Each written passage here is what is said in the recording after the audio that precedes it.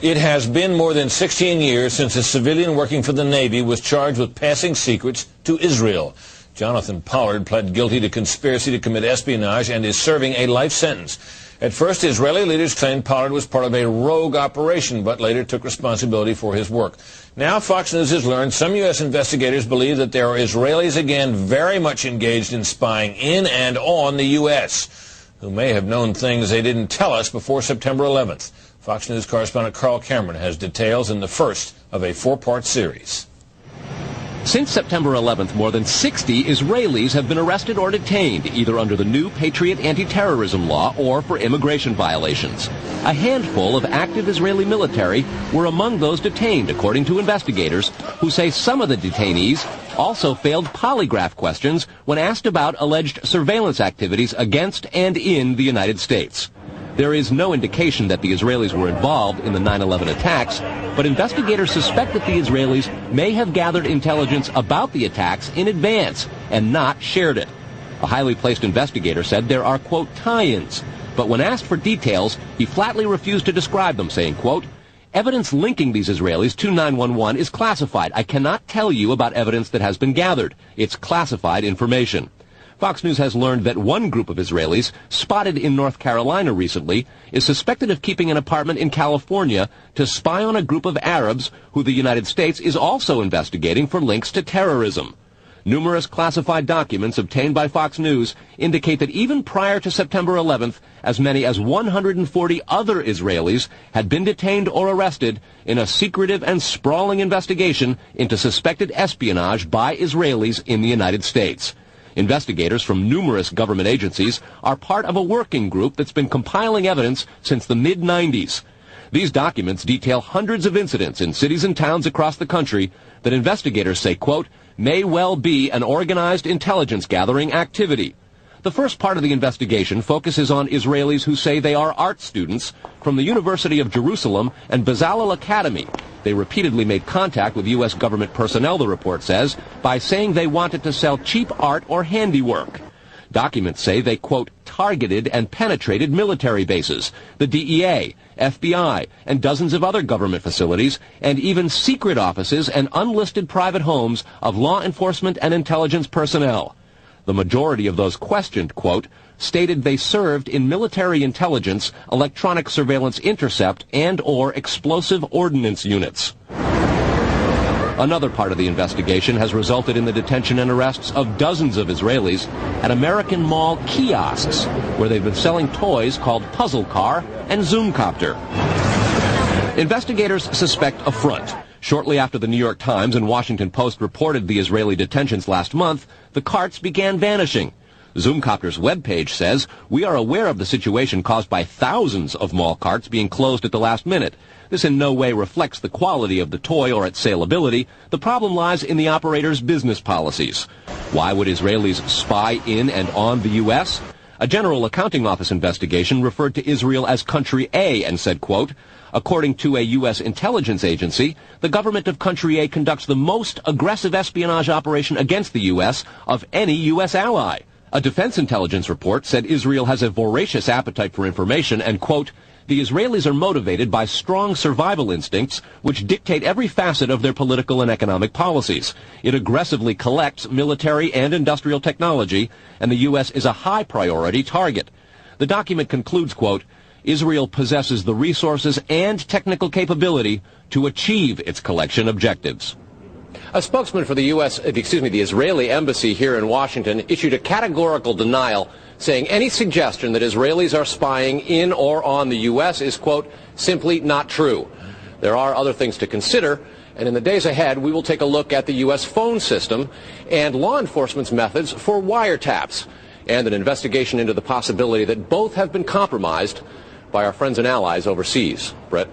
Carl, what about this question of advanced knowledge of what was going to happen on 9/11?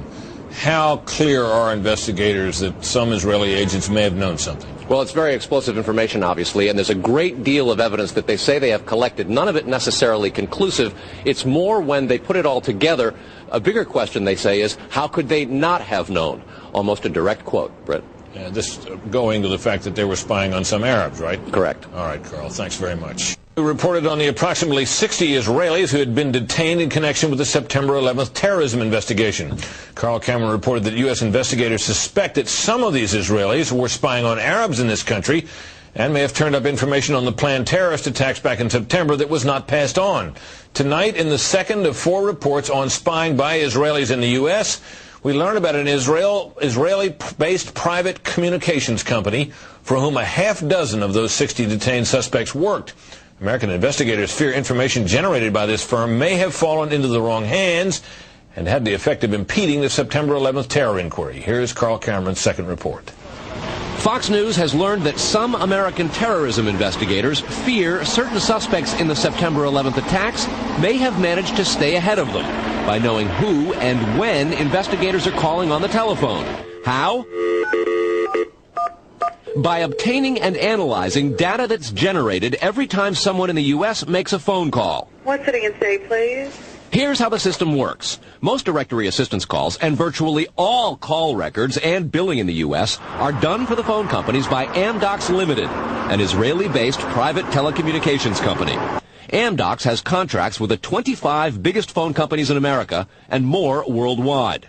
The White House and other secure government phone lines are protected, but it is virtually impossible to make a call on normal phones without generating an Amdocs record of it. In recent years, the FBI and other government agencies have investigated Amdocs more than once. The firm has repeatedly and adamantly denied any security breaches or wrongdoing. But sources tell Fox News that in 1999, the super-secret National Security Agency, headquartered in northern Maryland, issued what's called a top-secret, sensitive, compartmentalized information report, TSSCI, warning that records of calls in the United States were getting into foreign hands, in Israel in particular. Investigators do not believe calls are being listened to, but the data about who's calling whom and when is plenty valuable in itself. An internal Amdocs memo to senior company executives suggests just how Amdocs-generated call records could be used. Quote, widespread data mining techniques and algorithms, combining both the properties of the customer, like credit rating, and properties of the specific behavior such as whom the customers are calling. The Amdocs memo says the system should be used to prevent phone fraud, but U.S. counterintelligence analysts say it could also be used to spy through the phone system. Fox News has learned that the NSA has held numerous classified conferences to warn the FBI and CIA how Amdocs records could be used. At one NSA briefing, a diagram by the Argonne National Lab was used to show that if the phone records are not secure, major security breaches are possible.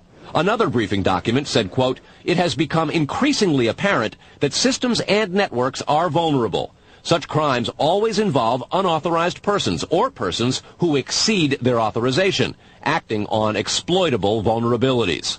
Those vulnerabilities are growing because, according to another briefing, the U.S. relies too much on foreign companies like Amdocs for high-tech equipment and software. Quote, many factors have led to increased dependence on code developed overseas. We buy rather than train or develop solutions.